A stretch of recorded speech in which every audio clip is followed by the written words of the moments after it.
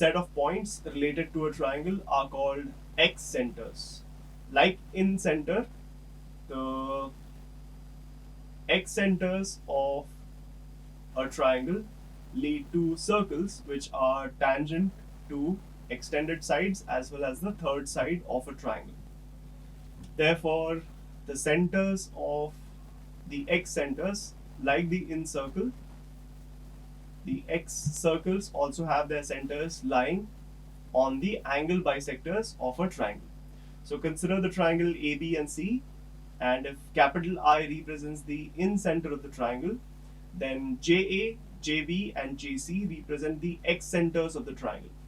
What do we mean by JA? JA is the center of the x circle opposite to the vertex A.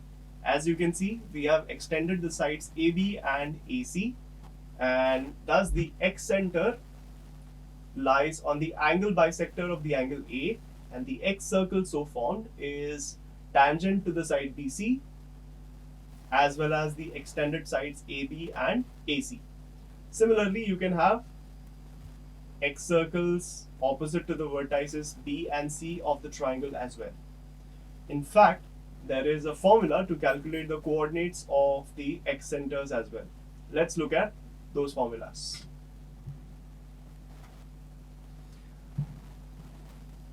If we have x1, y1, x2, y2 and x3, y3 as the three vertices of a triangle, then the coordinates of the x center opposite to the vertex A is given by minus ax1 plus bx2 plus cx3 divided by minus a plus b plus c, minus a1 plus by2 plus cy3 divided by minus a plus b plus c. Similarly, the x centers opposite to the vertices B and C are given by ax1 minus bx2 plus cx3 divided by a minus b plus c, and ay1 minus by2 plus cy3 divided by a minus b plus c. ax1 plus bx2 minus cx3 divided by a plus b minus c, and ay1 plus by2 minus cy3 divided by a plus b plus c.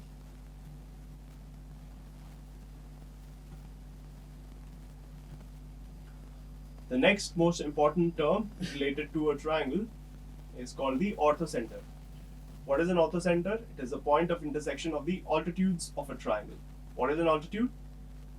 From the vertex of the triangle, you drop a perpendicular to the opposite side. That's the altitude.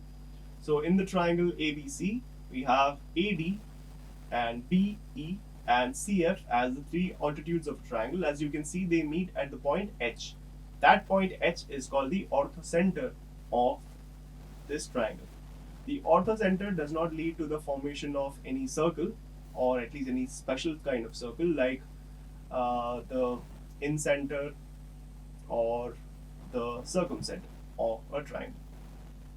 Turns out that there is a formula for calculating the coordinates of the orthocenter as well.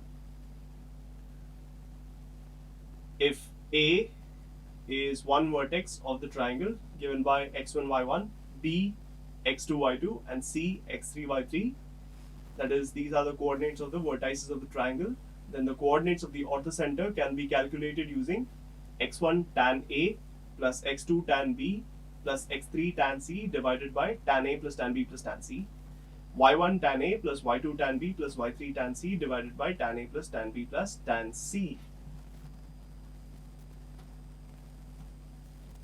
Next, circumcenter of a triangle. This is probably one of the most important as well as the most famous of all the points related to a triangle. What is the circumcenter? It is a point which is equidistant from the three vertices of a triangle. How do we obtain the circumcenter? By the point of intersection of the perpendicular bisectors of the sides of a triangle. If A x1, y1, B x2, y2 and C x3, y3 are the vertices of a triangle ABC, then the point of intersection of the perpendicular bisectors of its sides is the circumcenter. So with the circumcenter as a center, if we draw a circle connecting the circumcenter to one of the vertices, then this circle passes through the other two vertices as well. In other words, we obtain a circumcircle. So the circumcircle is defined as the circle which passes through the three vertices of a triangle, and it is unique to each triangle. And it looks something like this.